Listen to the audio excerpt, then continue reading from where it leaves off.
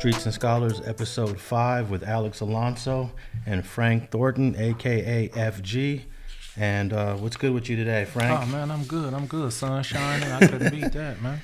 And you, Frank Senior, actually. No, my dad is actually. Oh, so I'm junior. Your son is Frank the Third, then. You have another Frank. Yeah, though, I have right? another Frank. Yeah, oh, okay. Yeah. I thought you was a junior. I have a grandson that's a Frank. Is that right? There's a Frank the Fourth? No, his middle name is different. So okay. Yeah, Forest Fields. We gonna kill it at the 3. Okay. I never named any of my kids after me, man, because I just felt like I wanted them to have their own, I guess, their own identity.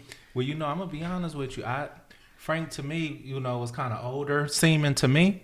And my son is the one that made me really appreciate, because he used to just tell me, I'm Frank. I mean, he put pride on it when he said his name. Okay. I just had to say, shit, let me step out, But I didn't have a problem with it, man. That was my pops, man. Is there a little FG?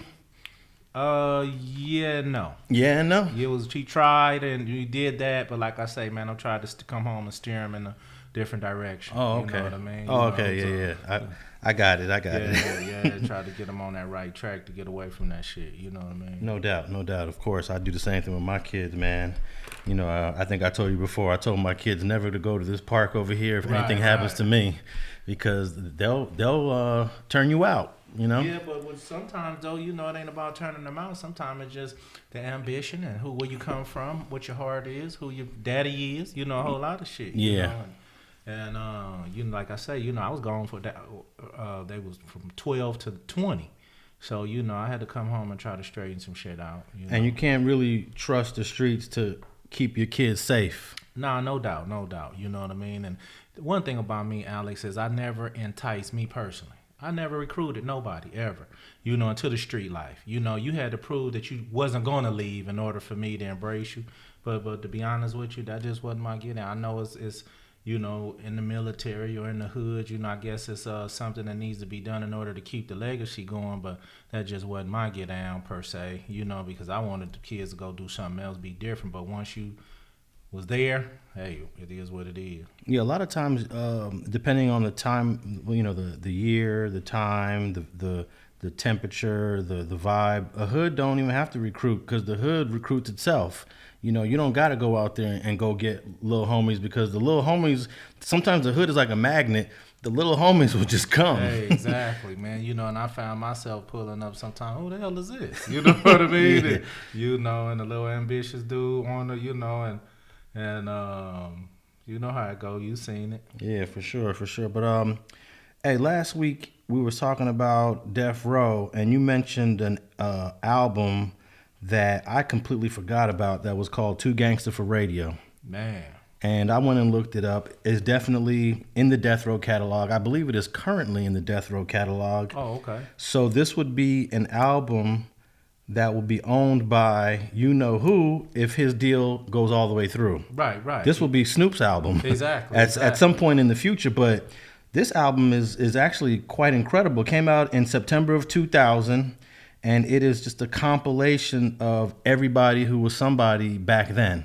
Oh, no doubt, man. And all the artists that was cracking back then, from Crooked Eye to the Relativez was on it. CJ Mack was on it. It was a lot of hitters on there. But my favorite one was Gangstered Out. And I believe that was K9 that rocked that one, man. I remember playing that one back to back many a times along with the Relativez.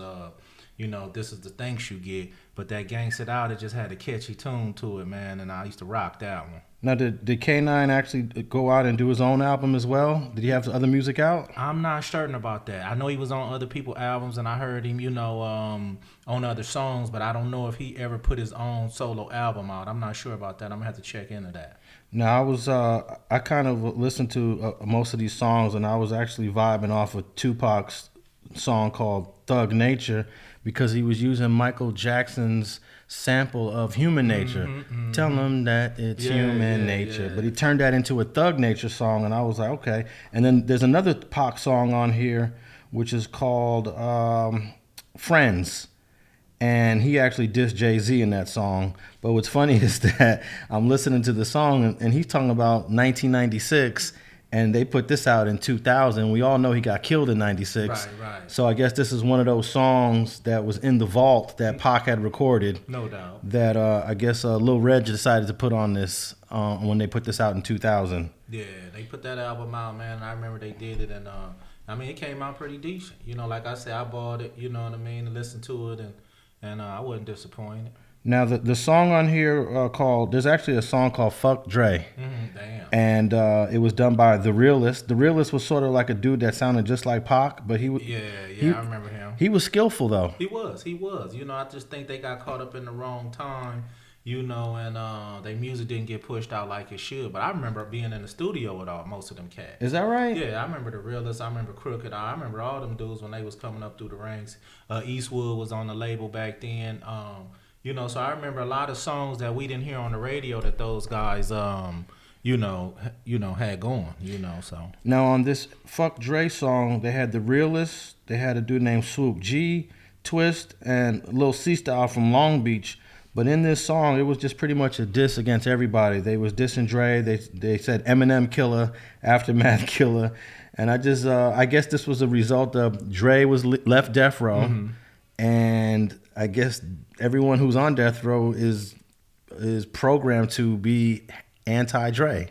No doubt, and you could hear it on this album, definitely. You know what I mean? They definitely dissed quite a few people, you know, but they was rocking the West Coast at the time, you know what I mean? And some of them remember the beef with the East and the West, you know what I mean? And the West was feeling that, you know. It was cats that came up, felt the obligation to diss them dudes over there. You know, some of them didn't even know what the real reason was. They just knew that the West and the East was at it, so, you know, let me make my song diss in the East, you know. Yeah, definitely. This is a good, like, West Coast lineup, but check this out. There's also Ja Rule was on a song here. He's from New York. Yeah, a song called "Murder for Life." Then they had the Locks. I was gonna say, I think the Locks was on the song. Yeah, the Locks is on the track here, and there's a couple other people. But another song that kind of stood out to me was this Project song by Swoop G, Keita Rock, and Juice. I was unfamiliar that Keita Rock actually rapped. Yeah, he jumped on the mic every now and then. You knew Keita Rock was a rapper? I mean, I ain't gonna call him a rapper, but he did rap, you know. And speaking of Keita Rock, I really think he was at the helm of this whole project right here. I think, you know, that kind of went through him, and he kind of directed a lot of songs and put that together. I'm almost certain that he did. And but yeah, I heard about him getting up in the booth a little bit here and there and doing a little something. And for those listening around the world who probably don't know who the heck we talking about, Keita Rock, he's a well-known rolling 60s here in Los Angeles, and it was just unfamiliar to me that he was actually a rapper too. But this song was interesting because it's called Projects, and they were naming projects, but they were naming some buildings weren't projects, like the Wilmington Arms. Right. I mean, are they not projects? It's because it's privately owned. It's not like city owned. City owns are the project. So you got Nickerson Gardens. That's project. Right. You got Jordan Downs. You got project PJ Watts. Imperial Courts. But Wilmington Arms is a privately owned apartment. It's basically a large apartment complex. I got you, but we still call it a project. We can call it a project. But check this out. They also said the Jungles. Now, the Jungle's not projects. The Jungles is a collection of close 2-story apartment buildings, all boxed in with each other. It's a lot of them, too. Yeah, so the Jungles was mentioned on that one, Wilmington Arms. But yeah, the Jordan Downs and the Nickerson Gardens and Imperial Courts are definitely LA's top projects. But you know what else? I also heard one of the lines, I don't know who said it, but one of the dudes said, yeah, I pulled up in the Pueblos, but then I saw my boy Stutterbox. Now, Stutterbox is a brother that I've interviewed from the Pueblos a couple times, and I've actually scheduled to interview him next weekend. But I just tripped out that his name was mentioned in that song. And that was what, 96? No, this is now these songs. Some of these songs were recorded in 99, 2000 for this. Okay. But the Pac songs are obviously old. 96, yeah. But yeah, I would actually invite anybody who's unfamiliar with this compilation album to go check it out and listen to it. Other people who are on here are the Relativez. They up out of Inglewood, right? No doubt. And that was one song I used to bump that one too. This is a thanks you get, and him and the Relative and Nuts was actually on that song, and yeah, I used to bump that one too. And then you also have some. Let's see. Here's some of the other artists. Shawn, who I'm unfamiliar with. K9, as you mentioned. Dresta, who was from that group with what's his name from Nutty Block. Oh gosh, Who was it? BG Knockout. Or BG something Knockout. like Yeah. yeah. That's his. I believe that's his brother or cousin. Yeah, I think so. Yeah. They've been going in on him on the internet. But Yeah, we'll leave that alone. But I had to at least say that. What song was CJ Mack on? CJ Mack is on the I one. might have to go pull that up on the way home, man. Because I'm a huge CJ Mack fan, man. Ever since I listened to that Platinum Game. Look at the top of the list. I Ain't Fucking With Ya, performed by CJ Mack. Okay, yeah. And then Above the Law was also on here. Remember Above the Law from back in the day? Hutch them, yeah. And then the Realest is on a couple of tracks. So I think this song is definitely worth a listen. And in terms of the producers, QD3, that's Quincy Jones' son. Right. A brother I've run into him several times over the years. He was known for the DVD's Beef. I wonder whatever happened to Swoop G. Man, do you remember that name? No, I don't. Yeah, I remember him. He was around back then. What about Twist? And I know Lil Style. I know who Lil Style is. Right. I don't know Twist or Swoop G. I don't know none of them dudes. I didn't hear much out of them after that. So you mentioned Big Hutch. Yeah, he produced. Hutch and them from the Outlaws. He produced that song. I mean, not the Outlaw, Above the Law. Above the Law. Yeah. Okay, he produced that song. Kurt Cobain, who just he popped up on a couple of YouTube videos. He produced the Fuck Dre song. And who else? That's all I could think of. But I see Daz on there as a producer. Definitely, Daz. Daz is on. No, that nigga Daz. Oh, but right. But it's another producer on here I used to love back in the day. That was Ant Banks. Okay. And man, out of Oakland. Well, I can't say Oakland, out the Bay. I don't know exactly what city he was. I don't want to get it mixed up. But and Banks used to have hits back then. So man. Go ahead. He used to be on a lot of songs with. He did a lot of songs for Too Short and E40 and all those guys. Yeah. Oh yeah, I think I did listen to that one. Banks. Yeah. Anthony Banks is actually his name. So I recommend this album for a lot of people who like to hear the vibe, the death row. It's got a little bit of a death row vibe, even though it's post Suge, it's post Pac, it's post Snoop Dogg, and Snoop Dogg is gone, Dre is gone, but it's definitely worth a listen. No doubt. So I appreciate you bringing that one up, man, last week. But let's also give a little update on Cain Velasquez, because it turns out that the victim in this case is actually his 4-year-old son. Man, it is true. I know last week we didn't have all the details, but yeah, man, when I found that out, man, I was like, wow, and didn't have I understood why he jumped right out and got to work, And, a lot of people agree with me that this guy should not be in jail, although I could understand that some people want him to be prosecuted. But Dana White, the guy that runs the UFC, he has produced dozens of letters in support of Cain Velasquez because, he fought for many years under Dana White.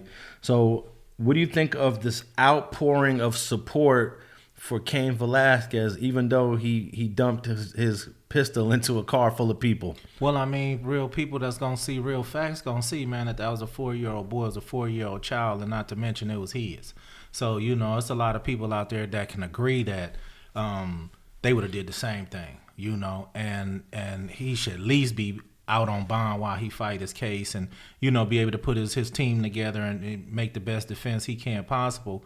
And I don't see why they got him locked up without a bail. I just don't see why. Well, he's got 34 letters in support asking the court for leniency in his case, which is basically what I kind of said last week. I definitely believe now that we learned that it's his son and his son is 4 years old, man, if I was a prosecutor, I couldn't do it.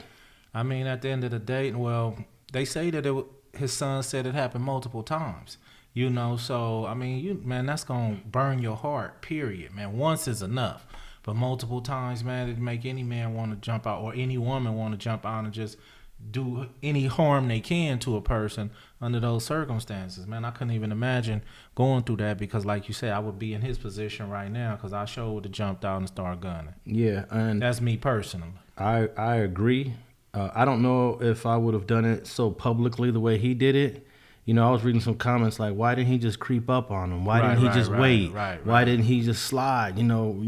He just was in traffic in the middle of no doubt. And those are fact. I mean, they got points there. Those people who are saying that are obviously, thinking. You know what I mean? But at the end of the day, man, he did what he felt was necessary at the time, and I respect him for that. Yeah, definitely. But again, I also sometimes I question how does a 4-year-old articulate that they are being molested? How does a 4-year-old know that? Because I say this because remember last week I mentioned that McMartin preschool case that happened here in LA, 1983. It was a bunch of kids telling molestation stories that were untrue. And at the end of once everyone went on trial and once all the witnesses came to court, the whole case crumbled. So that's just it's always in the back of my mind, that McMartin school case. It's the most expensive trial in LA history that resulted in no convictions. Right, but at the same time, I do think a 4-year-old is capable of explaining that somebody touched him. And in what certain way, they might can't get their words together, but they could say, he touched me here and point, touch me there and point. You know what I mean? How many times? I think a 4-year-old should be able to count to 5 by the end, if nothing else. You know what I mean? And if he hold his hands up and say these many, you know what I mean? But like I say, one is enough. It didn't have to be multiple times. You have to believe a kid. My thing is, how did this guy get into a situation where he was able to do this? Not just once, but multiple times. How was he around a 4-year-old? Did he work at the daycare? I mean, was he his family owned the daycare or something? Yeah, his family is connected to that daycare. But he didn't work at the daycare, but his family were owners of it, I believe. Man, and that's a damn shame, man. You know what I mean? And I would want everybody head on the stick, for getting what I'm saying, but I would be pissed off at everybody who worked there, lived there, ran the company, and all that. You know what I mean? I would hold them all accountable. No doubt about it. If this is true, that whole daycare and the whole company or business that's attached to it, they're gonna get sued. And, right. And they might get shut down. But again, we gotta wait and find out. But also last week I said that the guy Harry Goularte was out on bail. He's actually not out on bail. He's out on supervised release. Right. Meaning he didn't have to post a bond. They just let that boy out, man. Yeah, they just let him out. I mean, have you ever heard of anything crazy like that? Nah, but it's sad to see and it's sad to hear, man, because, it's just some straight up bullshit. You're going to get the dude who did the shooting, for his son being molested. Don't give him a bail. And then just let the other dude out. Hey, man, here go a little ankle monitor or something. Come back when we call you to court. That's just some straight up bullshit to me. I really get pissed when I'm even thinking about it, man, because somewhere in these laws and somewhere in these rules that they making, it just ain't right. Yeah, I mean, I was shocked to find out that Harry Goularte was out on a suspended, supervised release, where they're going to be monitoring him. He didn't have to produce any money or put up any bond to be released from court, and he's awaiting trial. But as you said, Cain is in jail without a bail. No doubt. And I think he should be granted a bail. I believe he will be. What do you think? They're going to just keep him? I mean, at the bare minimum, at least let the man out to like I say, put his team together, fight his case, and be out with his 4-year-old son that was molested. You know what I mean? That's something that the child needs right now. He needs his father at this very moment. After what he's been through, he needed somebody that love him right there, and and they not looking at that aspect of it. They can send him to trial, they can do their due diligence, and they can convict him if they feel that that's what's necessary. But at the end of the day, that 4-year-old, should have a dad right there holding him and hugging him and protecting him at this moment until the proceedings go through. Well, according to KSBW up in Northern California, the cops are looking at possibly more victims of Harry Goularte. Mm-hmm. They believe that is more than one. And this is in San Martin, California, which is up north. Right. And if this is true, what he did to Cain Velasquez's son, there's no way there's only one victim, right? Because these dudes do this multiple times. They do this multiple times, but one thing about it, if they can get one more, I hope not, but if they can get one more child, on the case, one more I really think that might be enough to really stick it to him, just based on it's a high profile case, and I don't think they want to give off the impression that they just letting chomos run around free and not getting enough time and shit. You know what I mean? Because what's going to deter the next one from doing it? I mean, the sickness that they have, and I'm gonna call it that straight up. It should be taken serious when it comes down to punishing these dudes for these crimes. So I believe if somebody else did step up, if it's somebody else, if he allegedly really did this, I believe one more will be enough to bust him up. I think they'll bust him upside his head if they convict him. Well, Goularte's mother runs the daycare out of her house in an area called Powderhorn Court. But the son lives on the premises but doesn't work for the daycare, so he has access. He got access, yeah. So,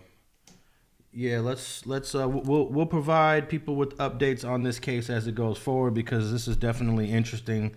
I'm really interested in how they're gonna prosecute Cain. We all know how they prosecute chomos, but how do you prosecute somebody's father who's the victim of a case? I mean, like I said, I couldn't do it if I was a prosecutor. There's no way. So, all right, let's move on to one of our main topics. This was a topic that we were supposed to get to last week, but right. we ran out of time. But this was about the L.A. sheriff deputy that has been indicted for an on-duty, I was going to say murder, but he's not charged with murder. He's charged with a manslaughter. But on-duty death of a brother named Ryan Twyman from out of L.A. He got shot and killed in this building that they call the APs. And it's very rare that we get an on-duty killing from a police officer here in L.A. County, man. Yeah, but I'm going to go back and not correct you, but, I mean, you called it on-duty death. That was murder, bro. No doubt. You know what I mean? I don't give a damn what you said. That was murder. Murder one. You know what I mean? Booking Dano. You know what I mean? But I mean, he's a cop. They're going to give him the manslaughter, But at the end of the day, man, if you go back and look at that, how he went back and got that assault semi-automatic rifle, man, and, and shot up in that car, at the car was already stopped and there was no movement. Then they shot this guy a total of 34 times, man, from the neck, the face on down. That shit just ridiculous. Yeah. When I look at that, it almost looks like an assassination, but we don't often call it that when it's the cops doing it. Right. But there was like no need for what, and his name is, let me put his name out there, Andrew Lyons, Deputy Andrew Lyons, who's now he's a former deputy. I felt that the whole shooting was over the top, but they're charging him because after the shooting was over, he walked back to his trunk, pulled out the rifle, and then aired him out some more. That's the part that's getting him indicted. But I just thought the way they did it, because look, when you look at the video, one cop walks around the car to the door, and he opens up the back door. Right.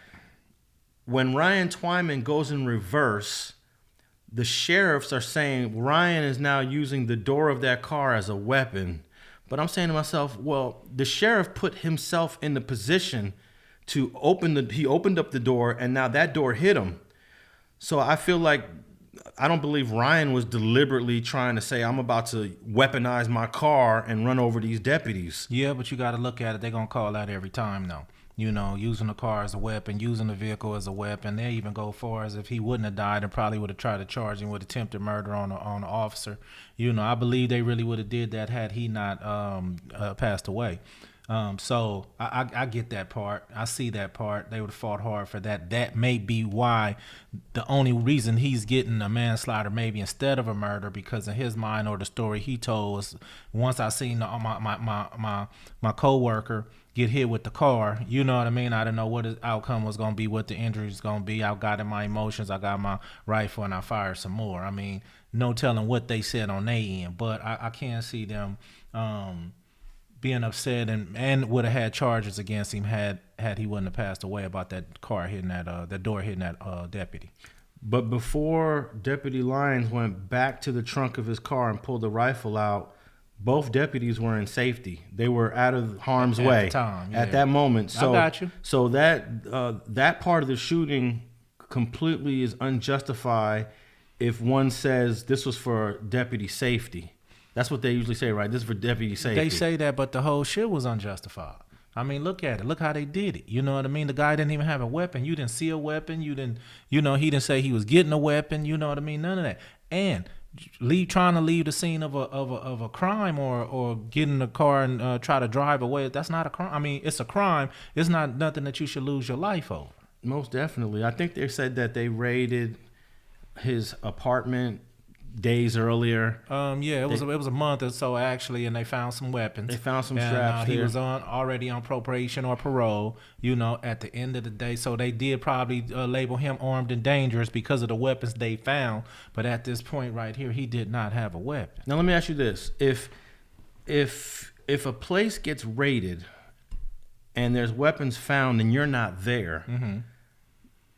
Are they still pinning those on you? Well, they're going to go to who house the name in. It goes if you renting, if you owning, all those things make a difference. Because say if you renting, they can go get consent from the actual owner to go up in there and search that property. If you own, you don't have that consent. You would have to actually get a search warrant. So even if you did have a search warrant and you went in there and found weapons, it still don't say they're yours unless you pretty much live by yourself. So maybe if you don't want your sister to go to jail, your mother to go to jail, your wife to go to jail, you may take them. You know what I mean? It happened in the case with my homeboy Shitty Mike. A similar case. He wasn't even home, and the homies ran through his mother's backyard, dropped some guns, and hit the fence and kept running. So when the police came, they came and found the weapons, but they also found 2 more Shitty Mikes. You know what I mean? So, of course, we smashed on the homies, but they didn't know that the homie had some guns already back there. And Shitty took 5 years for that. That's crazy. Yeah, he wasn't even there. Now, in this example, though, Ryan could have said, those weapons aren't mine. Right. And they got to prove that those weapons are his.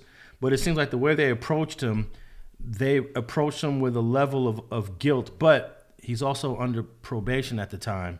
So I guess that gives cops a little bit more freedom to be more aggressive when you're on probation or parole, right? No doubt. And then, like you say, if you're on probation or parole, they find weapons in your house, they're going to list you armed and dangerous, possibly armed and dangerous when they catch up with you. So, and then goes back to the raiding the house, somebody are going to have to answer for that. Like I say, sometimes they could be like, well, man, we going to take the property owner. We going to take your moms. We going to take your sister. And some people be like, no, don't worry about that. I got that. That's me. That's how they play the game, Okay, so they're charging Andrew Lyons with 1 felony count of voluntary manslaughter and 2 felony counts of assault with a semi-automatic firearm. And this happened in June of 2019. Mm-hmm. Why does it take 3 years? Why does it take 3 years to indict these cops? Man, it definitely don't, man. Like I said, they get in there, man. They know what happened. 2-3 days, they know everything they need to know. So I think after that, they go to see how they can play the game as far as if these cops can be saved, if this shit can be justified, and I think they talk to their attorneys, their lawyers, and everybody that they can talk to, IA, and see exactly what they can get out of this. And I think only when it comes to the head, somebody saying, hey, man, this can't be saved. This can't be swept under the rug. There's no way around this one. You know what I mean? And they charge them. But I really don't think it takes no damn 3 years to charge them for what they already know is wrong. No doubt about it. This is one of my biggest complaints is that we all understand the wheels of justice move slow, but it don't have to move this slow. I remember when you was talking about when you got arrested in 2004, you was just already ready to take your deal. You was already on a federal penitentiary yard in less than a year, right? Oh, no doubt about it. You didn't want to waste no time. You didn't want to try to fight it. These people, no. And is it because it's the feds? Well, that's part one. But when they jump up there and they let you know other stuff about you, and you know that these people are serious, especially if you have any guilt opposed to the stuff they talking about, you know what's best for you, and then you got to think about it when you're a street dude, and I've seen people do it, man, they don't got me like that. They don't got me like that. Bro, look at all the stuff you done did over the last 10 years. You got to take into consideration, man, that all the shit that I done got away with, man, let me go and get out these people way, man. You got to take something. It's like paying tax. You got to pay a little something in order to keep them up off of you. So when it come to getting that time, man, I already knew. So they come with whatever I'm out of here. I ain't gonna play with these people. How do you feel about like the system does kind of move slow? It moves slow for everybody. It moves slow for your case. It moves slow for most of the court. Every time you go to court, you go back to court 30 to 40 to 50 days later. Your next court date is in like 2 months. Right. It seems like everything moves slow in the court system. I don't see any reason why it takes 3 years to charge and indict this Deputy Lyons. But do you see that the system does run slow from a perspective of you being a defendant, or do you think that's just what it is? Well, one thing you know, and I know that when it comes to murders, when it comes to bodies, when it comes to somebody being killed, those wheels do move a lot slower. They have a lot of investigation that they really do have to do in these cases, you know, and to put stuff in perspective, you know, put the whole case in perspective. And as you know, sometimes these people go to court, file one motion. Okay, well, we got to review this motion, and they come back, file another motion. Well, let us review this motion. So sometimes it can be drug out by either sides. Sometimes it could be the defendant that's dragging it out on his side in order to, you know, get more information, or, you know, because when you talk about a life sentence, you want all the evidence and facts you can to help you beat your case.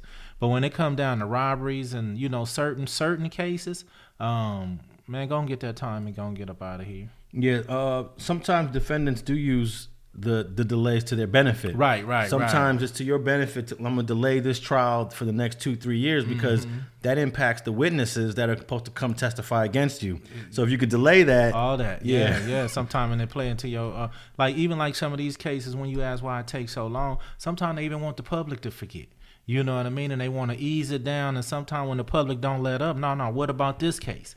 You know, then you know that it's not going away, you know, soon like that. So, shit, you know, it's like I said, it just takes entirely too long for them to convict these cops just based on you guys have the evidence, the intelligence, and all that stuff to get these guys convicted. There's a lot of people in L.A. upset with the Nipsey Hussle case because Eric Holder been sitting in there since April of 2019, and here we are 3 years later, and his trial hasn't even started yet. Right. But COVID is also delaying a lot of what's going on in LA. But a lot of people, let me ask you this, because a lot of people think that there's some sort of conspiracy around why Nipsey got killed and that's why he's not going to trial. But I know so many people that will sit in that county jail for a murder, specifically for a murder, 3 years, 4 years, 5 years before you even go to trial sometimes. No doubt. I watched them do it, you know, and for different reasons, you know. I know one time I was in the county jail. I came back a year and a half later. It's the same homie still sitting up there, hey, fighting his murder. You know what I mean? And, hey, them guys know what it took. They knew sometimes that, you know, you waited out. The results can end up in your favor, for whatever reason. But I do know plenty of guys that sit in there 3-4 years on the murder charges.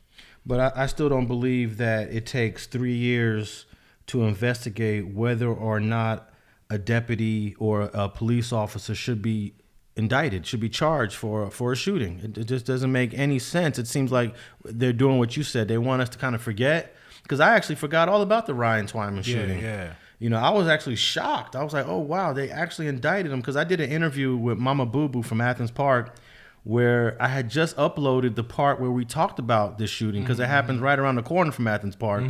And I posted the video, and I actually put a clip of the shooting in the video. And then here, about a month later, I'm hearing, oh, they indicted Owen. So, yeah, I think that these investigations into these shootings must happen more rapidly, because family members are grieving. Right. And some of them, to them, this is a level of the victim is never going to come back, but there is a level of closure when there's some indictments and some arrests that are attached to these shootings. Yeah, but it's also some anger when you come in there with them, when you come in there with those manslaughter charges. You know, this was clearly a murder. You know what I mean? So, you know, when are you going to start really giving these? Manslaughter, what you going to get, 3 to 7, something like that? You know, and come on, man, for a body. You know, you need to be held accountable just like everybody else is. Just because you wear a sheriff's badge or a police officer badge don't make you above the law. So at the end of the day, I mean, I can't say that his family is, looking at it in a victorious way. I mean, it's better than nothing. You know what I mean? He will lose his job. Well, he's already lost his job. He will get some time, but if convicted, But even the manslaughter charges don't sit well with me. Well, we have to have a conviction in this. There's no guarantee. Right. That's why I say if he's convicted. Imagine if he's acquitted of this, then it's just like it's a slap. That's possible. Yeah, it is possible. Yeah, it's possible. And it'll be a slap in the face to the Twyman family, because I remember during the Oscar Grant case that happened up in Oakland, the dude that got shot by a BART officer on the platform, they had the trial here in LA because they did a change of venue because they didn't believe the cop would get a fair trial up in Oakland. So they had the trial here in LA, and I went to it. And the jury convicted the guy, but Judge Robert Perry only gave him 2 years in prison. Damn. And he ended up doing 11 months in the county in high power protective custody for killing Oscar Grant. That's crazy. So the family wasn't happy at all. They shouldn't have been. They should have been pissed. They should have sued. They should have. Oh man, but see, and that's what I'm talking about. So it's still not enough. It's still not enough, man. Just because you charging these people, some people like walk away from it. They hear the guy charged. Okay, yeah, he's been charged. Walk away from it. 8 months later, he'd be acquitted, and some people will never know. All they remember is he was charged for it, and they think that he's serving time or something like that when he's out walking the street. You know what I mean? Free man. Yeah, and that officer's name was Johannes Meserly.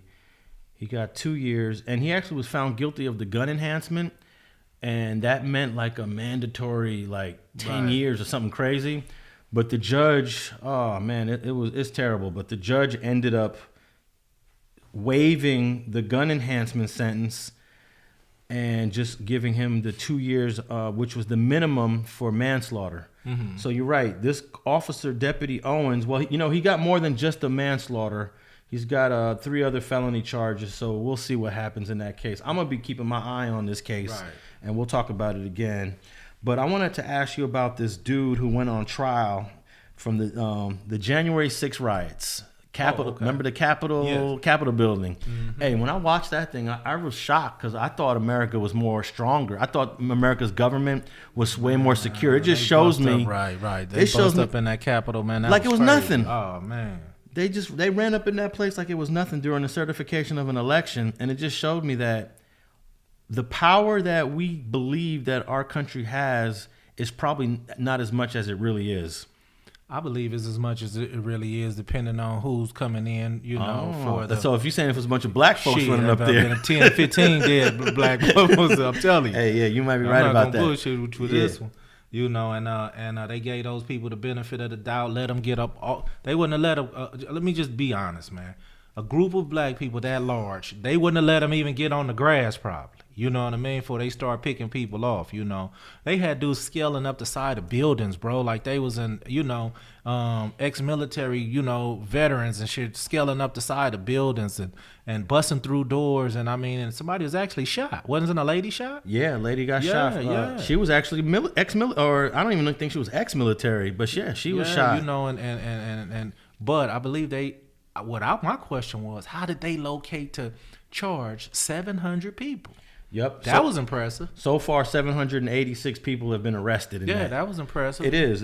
A lot of people thought that they weren't really going to do a big deal about this. It's white people, so they're going to let them pass.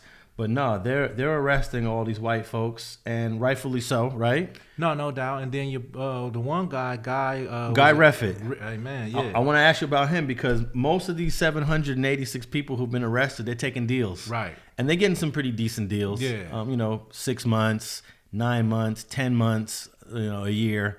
But this guy Reffitt was like, nah, we're going to trial. So he's the first dude to go to trial of these 786, and they found him guilty on 5 of the 6 charges, and these are federal offenses. Right, no doubt. He's looking at 20 years max. He probably won't get 20 years max, but my question to you, F, is because of sentencing guidelines that we talked about before on this show, he's going to have to do some time, right? I believe they're going to give him a significant amount of time. Okay, let me give you the charges he was found guilty of. transporting a firearm to this place, obstructing.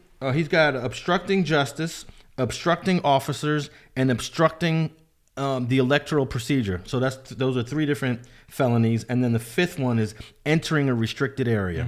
So he's got the transporting the firearm. Now my question is that the same as we talked about it before? When you do a robbery with a gun, that's automatic 5 years, right? That's 60 months. That's 60 months. But this is not a robbery. So does the gun get treated differently? Man, that's a great question, but I don't believe it do. I believe that any gun crime that you come through in the feds, 60 months for that gun crime, because even if you just pulled over with one, say if you're on probation, you get pulled over and you have a gun, you're going to get the 60 months and then you're going to get the time for the probation. So you're going to get 5 years, plus if they give you a 2-year violation, that you back up to 7 years easy just on a that's being on parole though, right? That's being on fair parole. Okay. But my point is, if it's federal, period, they got caught with these guns, transporting these firearms, it's definitely 60 months. But me personally, I think they're going to make example out of him based on, like they do everybody else. You should have took a deal like everybody else. Now, did you hear what his wife was doing? Man, his wife was on one. Oh, man, she went out there and told him, everybody who don't take a deal, go to trial. Lady, you finna get everybody head busted. Now, I understand her point.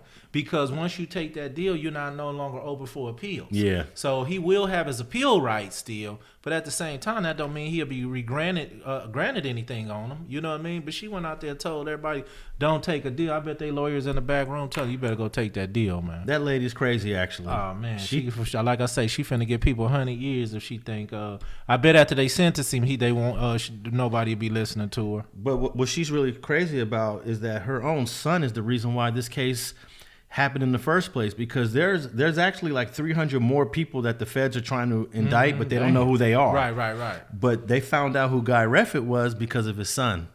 His son called it in and said, hey, my dad was part of the thing. He's been bragging about it. Here's his posts. And boom, they indicted the father. And that's a whole nother situation. I was going to say, yeah. But I don't know if you have anything to say about that, but I want to get back to the 5 charges because the obstructing an election, I don't know what that carries, but it's very rare that you get charged with obstructing an election. But obstructing officers and obstructing justice, those 3 obstruction charges, is it possible that the judge runs those 3 concurrent in terms of his sentencing? Oh, no doubt. Yeah, it's very possible, and they just very well may do so.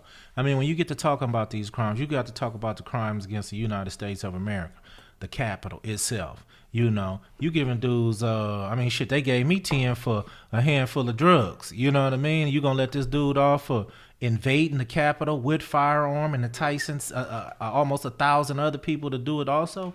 Come on, man, you gotta bust this dude upside his head. It look, in my eyes, if you want to make America even look like you give a damn. You know what I mean? I definitely agree, because a lot of people just been posting messages to my inbox saying that, oh, Alex, they're just going to slap him on the wrist. And I understand that for those that took deals. Those people that came to court and said, Your Honor, I'm guilty. I'm sorry. I apologize, which a lot of people did. Some people said, I regret what I did. All right, 6 months. All right, 4 months. All right, 9 months. But Guy Reffitt didn't do that. No, he didn't. He looked him in the eyes, and it's really he went against everything he believed in, and that's being America. Because if you don't think these people gonna bust you upside your head for not only spending their money at trial, it probably cost him $500,000 for him to even go to trial, get all the evidence together. Not to mention you look these people in the eyes after you knew you was guilty and still said I'm going to trial. They make example out of people like that, and I've seen them do it. To be honest with you, no matter what race you are. Yeah, I agree, and I hope that his sentence is something that's more than a slap on the wrist, because I'm just tired of people thinking that people aren't being punished across the board regardless of race. And I do believe, like in state court, white people get away with more things than black people do, no doubt about it. But as you said, the feds go by a guideline, though. No doubt. So the guideline is supposed to say, okay, you did this, this, and that, and this is what you're supposed to get for that, and this is what it adds up to. Exactly. So to me, the most, I guess, out of the 5 charges that he was found guilty of, and he was found guilty 5 of 6. So that means on one charge he wasn't found guilty of. So I do want to put that out there. He got acquitted of one charge, but found guilty on 5. The transporting the firearm to government property seems to me the most, I guess, the most significant violation of these 5. I'm not sure, but also obstructing officers. Right. That seems pretty serious too. I mean, it is pretty serious. You stormed the United States Capitol, you know, and you also was in a situation where, like I say, somebody was shot. You know, when they put that on his back, because they putting leader behind his name, you know what I mean? And when you get that leadership role, they haven't even incorporated that into the sentence, because you can get a extra significant amount of time for or points per se for leadership role. And now those what you do is, when you have the sentencing table, the offense level goes down.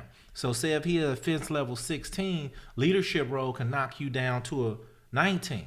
You know what I mean? And that's more time in those categories. So they putting that leader on there for a reason. Now, I don't believe he has a criminal past or a criminal history, so that's to his benefit, right?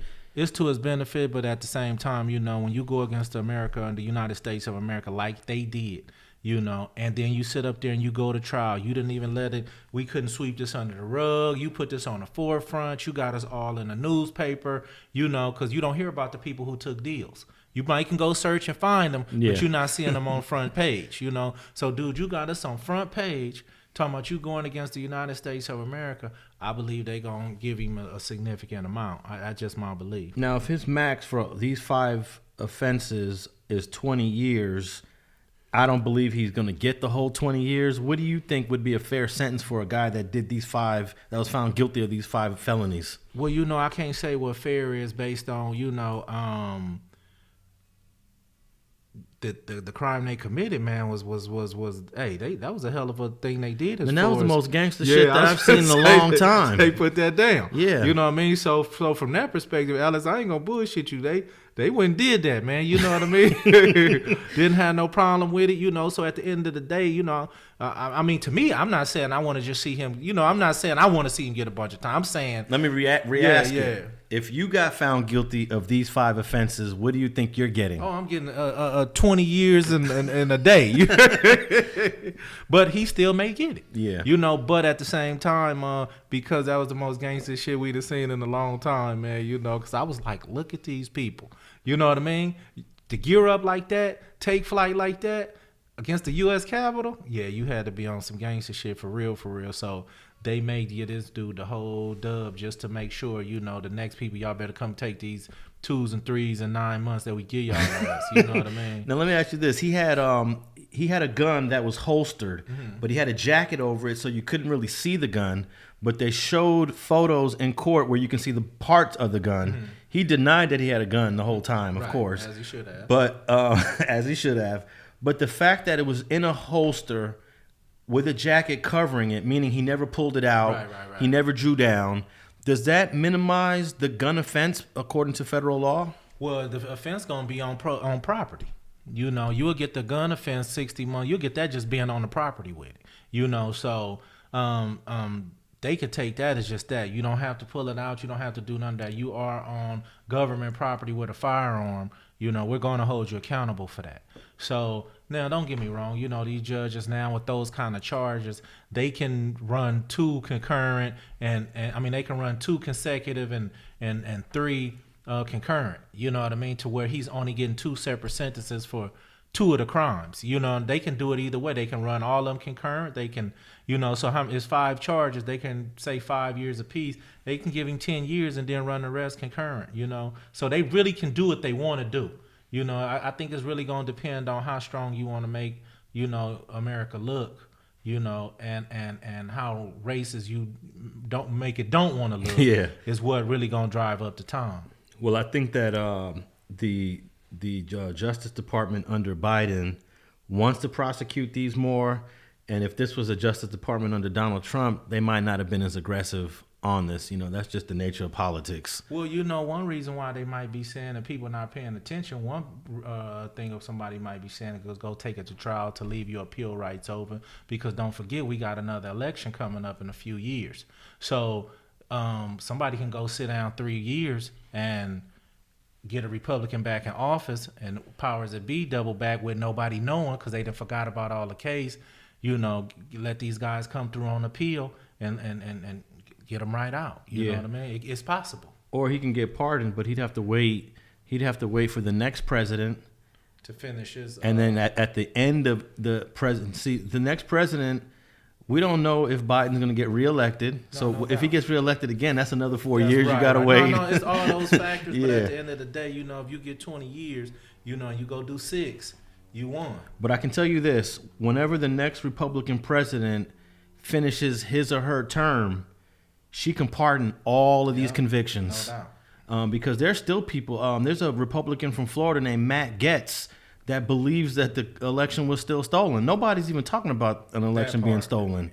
And that's what this whole riot was about. They believe the election was stolen. It turns out there's no evidence that any state's election was stolen. But if someone like Matt Gaetz from Florida becomes the president, he's pardoning all these dudes, man. Real shit. So, but you don't want to have to sit in there in the USP or the FCI waiting. Although, this guy's definitely going to a USP because of the gun, right? He gonna at least start at a FCI. I don't got him going to a low just based on those are serious charges against the United States. So he's going to they take and best believe they take some of those charges like that, man. Serious because they want to make sure that this shit don't happen again. Yeah. They also want to make that because it really made them look bad. To be honest with you, Alex, it made them look bad, man. You know what I mean? And so that's why I say they may just take it into their hands to really try to book this dude because they made him look bad. No doubt. It made the whole United States government look weak on an international scale at that. International scale. So, all right, let's, I'm going to just say I think Guy Redford is going to get, let me just take a guess here. I'm going to go with 15. You're going with 15? I don't think he's going to get 15. I'm going to say 5 for the firearm, run these obstruction offenses concurrent. Let's just say he probably get 3. Maybe these are 3 years each. I'm thinking so if he's getting 20, if he can get 20 for all of this, let's say they run that concurrent 3, 8. I'm gonna say he's gonna get 9.5 years. Okay. 9.5 years. We'll see what he gets. You saying 15? 15, yeah. All right. He's saying 15. I'm saying 9.5.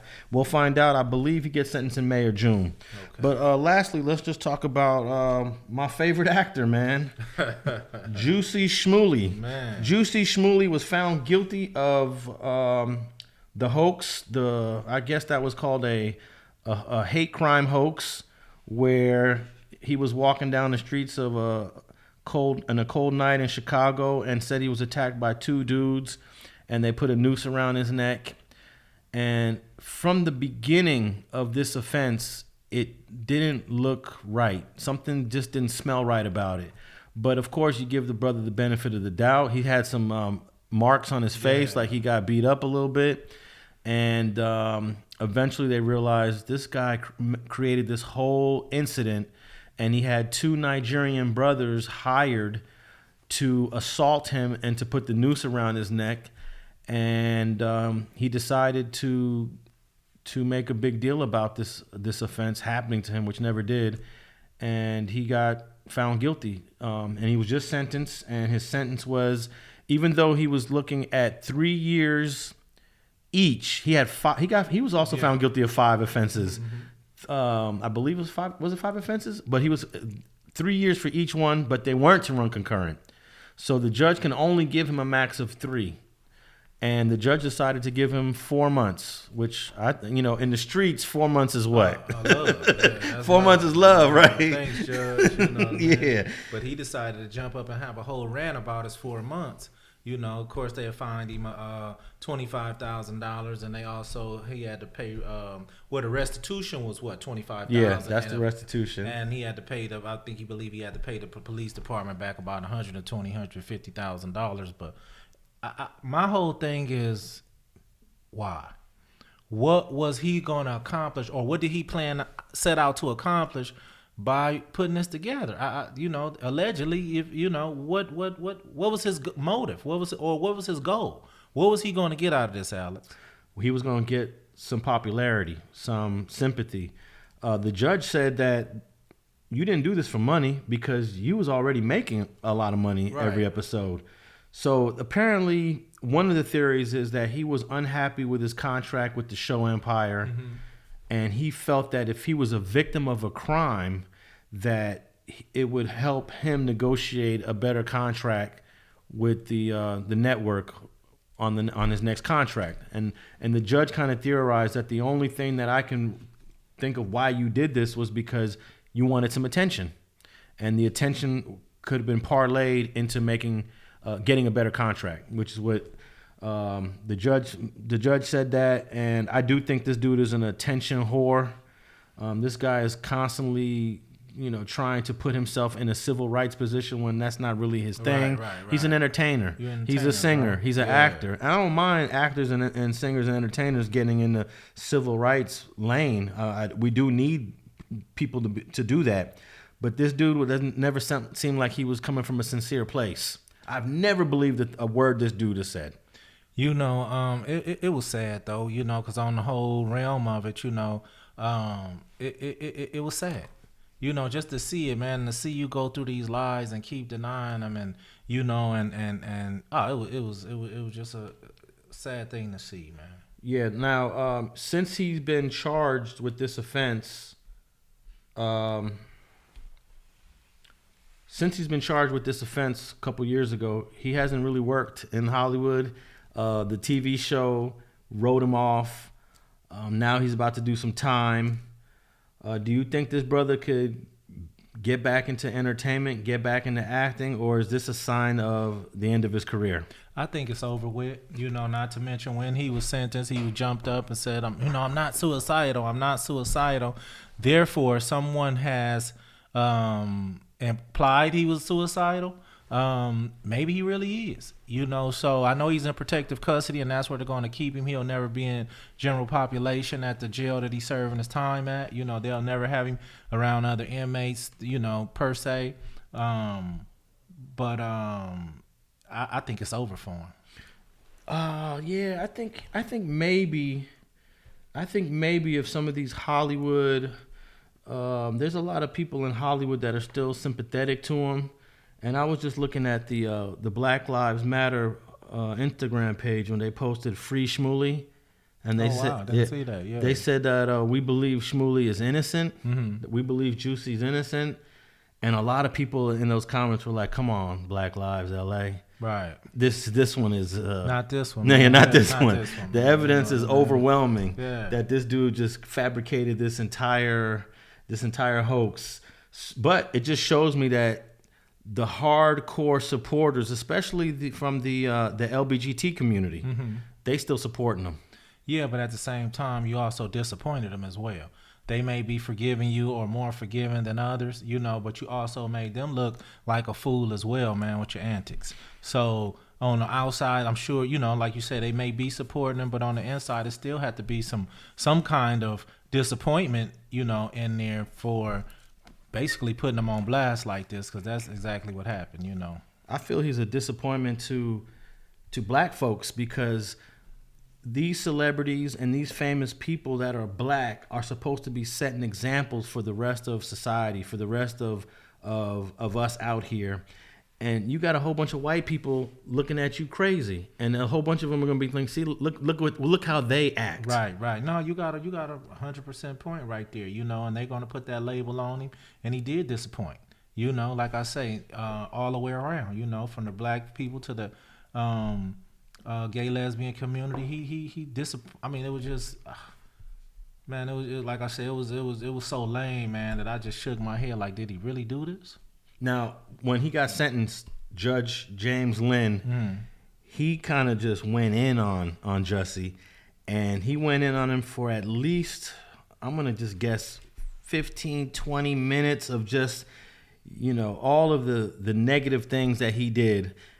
Have you ever heard of a judge just going in on a person at sentencing for like 20 minutes? Like when you got your sentence, right? You got your sentence, you agreed to your plea agreement. Did the judge try to lecture you to say you're a terrible person? No, she didn't actually. I had a judge that she saw both sides.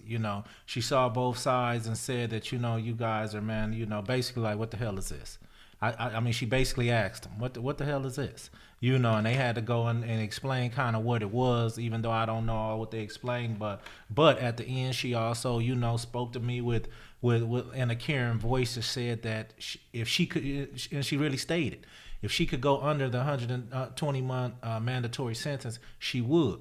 She also doubled back and told my ass, though, this wasn't your first time doing this, so don't try to, you know, make it seem like, you know. I believe it's the, you know, my hands, basically her hands was tied on the sentence, but they do don't come in here like, you know, you made one deal or something. But did she know the specifics of, like, this was a case that happened 4 years ago, and this was an informant, and the dude wore a wire? Well, she definitely did, because she specifically asked him out loud. She like, what is this?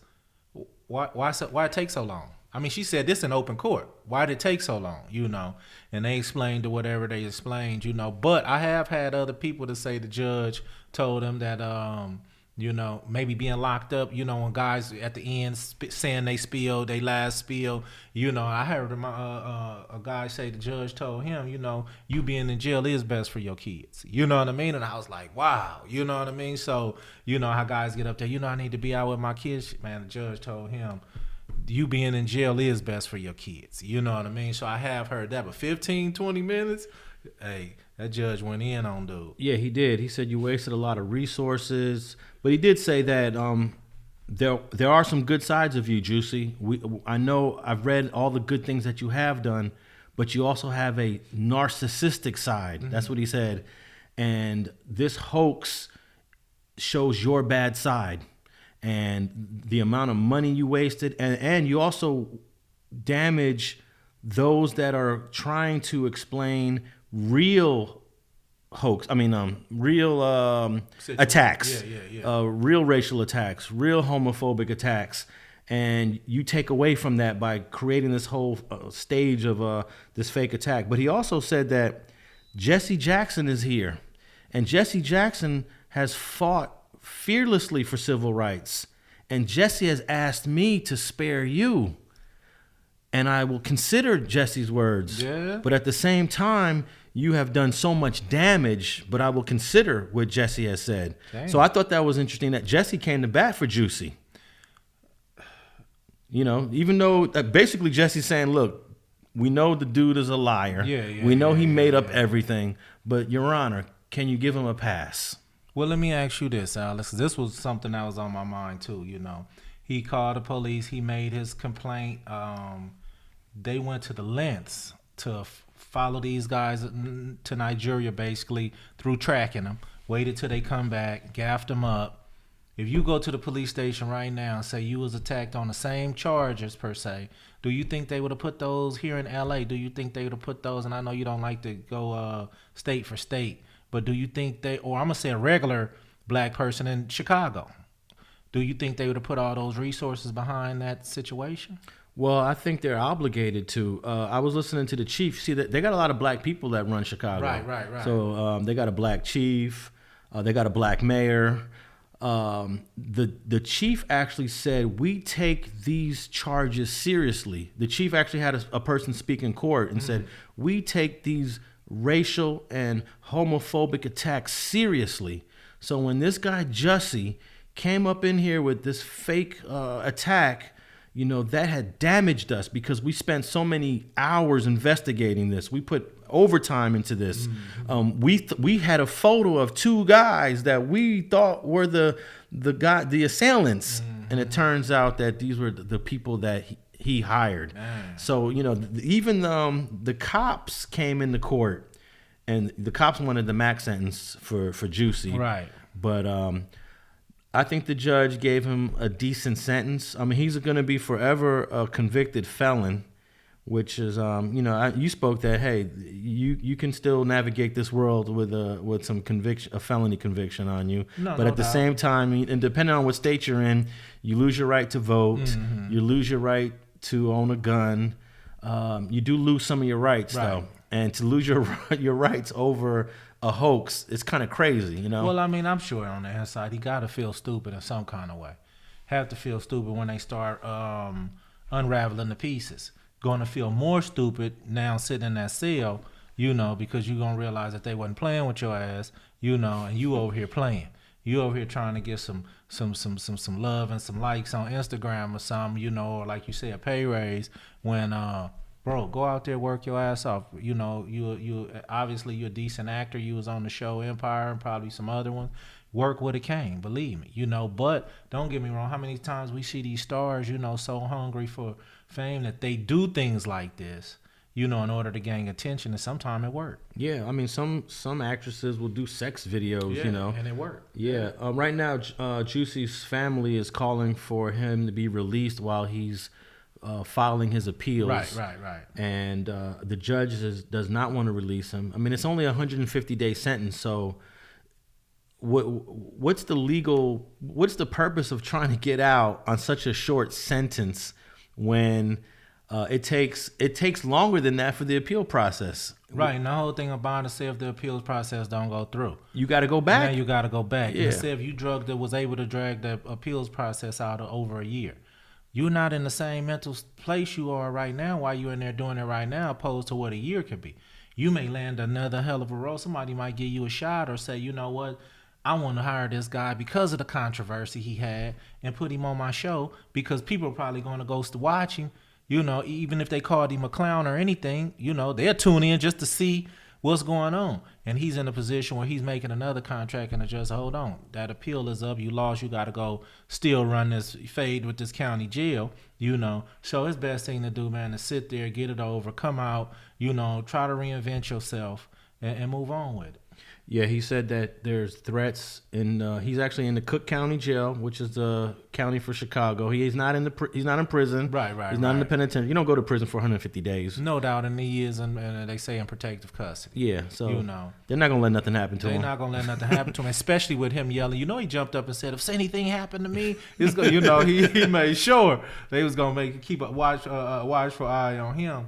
But like I say, it's possible for him to come out and get a shot. I believe some people will stay away from him, but hey, man, I believe in if he get out and work hard, I believe he can get back on his job. All right, man. Let's wrap it up with the Jussie Smollet case. He is going to be doing 150 days. He was actually placed in the psych ward in the Cook County Jail, but they just moved him out of the psych ward, and hey, the 150 days will go by like that. Now, he might not even do the whole 150. Yeah, he's not even doing the whole 150. Right. They have a percentage of what he going to do, man. He do 100 days and come on home. Man. Let's say he does 150 with half. That's 75 days. What's that? That's not even 3 months. Right. 2.5 months. Yeah. So he'll probably be, I don't know how they do it in Illinois, but it's probably something similar here in California. I know dudes that go to the county for 6 months and they get out in like 20 days. Right, but I can reiterate that jail is not for everybody. And I'm not talking about the violent aspect of it. I'm just saying being confined, being told when to eat, go to the child hall, Some people really can't take that confinement like that. Outside of any dangers, they can't even take the confinement like that because it's not in their nature to, for people to, especially actors and stars, that haven't been in that position because they're so used to being able to do what they want to do, So that alone, I'm checking out his mental state to see if he's faking or see if like really what he's going through is taking a toll on his mental state, because I would really hate to see that happen too, though. I don't want to see a brother, lose his mind, over a situation that no doubt he put himself in. But I hope he could just get to the point to where after a week or two, man, he gets strong and say, hey, this is what I got to do. I messed up. Let me handle mine. Get back out here. I hope he get his confidence back and hope that he get back on his horse, man, because like I said, I don't want to see another, a black man, lost to mental illness or mental situations, because of this, man. I think if he just admits what he did after he serves his 150 days, he will be forgiven. Just like we spoke before about homeboy that snitched on you. If he just must have read my mind. if he just admit what he did, admit what you did and shit, there would be no more comments on all those videos. There won't be such backlash for snitching, but I get the feeling that Jussie is probably going to take this all the way to his grave.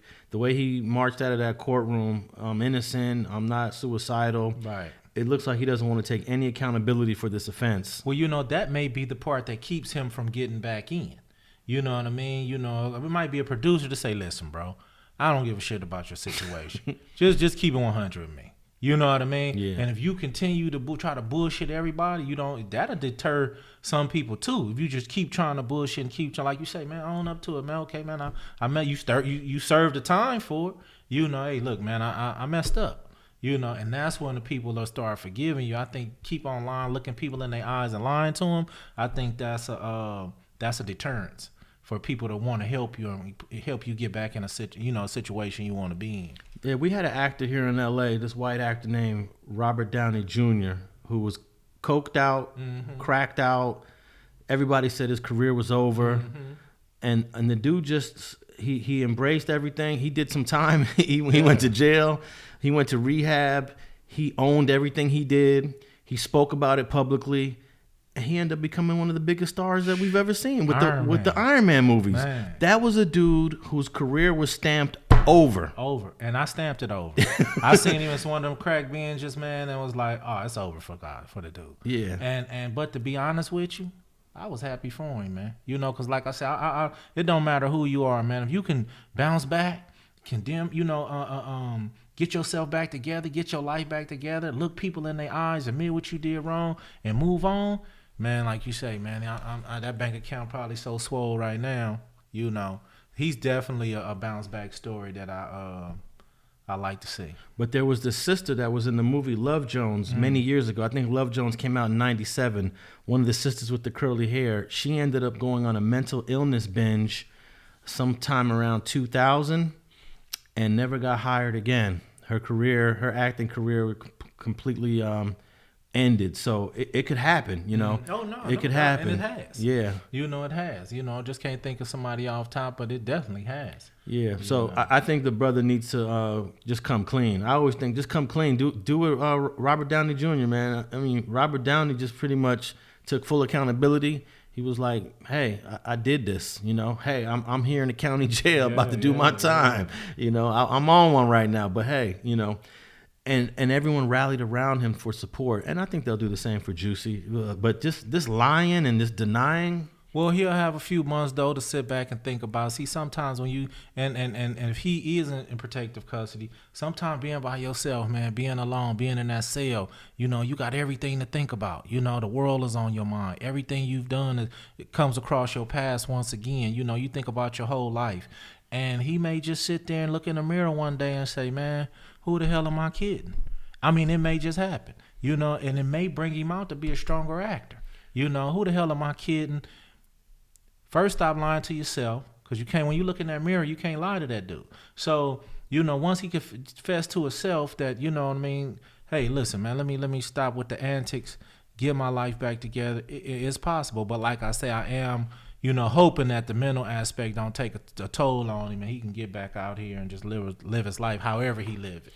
All right, F, we'll wrap this episode up. Jussie Smollet, he's currently in a one-man cell that has 2 officers standing on guard just for his protection for any mental and health needs that he has. Hey, let's pray for the brother. I hope he comes through. I hope he owns up to what he did. And, we might touch this topic again because, it definitely is a topic that crosses both entertainment and the criminal justice system. And let everybody know where they can find you at online. Oh, no doubt. You can find me at FGeneral1 on Instagram. You can also find me at FG Unleashed on my YouTube channel. Come in, check me out. And what about you, Al? Well, I saw you had a dope interview there with Donnie Rue from your neighborhood. Oh, yeah, no doubt. Donnie wrote a book, man, and it was really good, man. So I wanted to have him on there. Like I say, the channel is growing. So, I'm just trying to get everything together and, get all my nicks and all that out the system. But I think it's coming along. It's looking good. And you can find me at Alex Alonso 101 on all social media platforms, Twitter, Instagram, and Facebook. And definitely check out my latest interviews on Street TV on the YouTube platform. And that wraps up episode 5 of Streets and Scholars.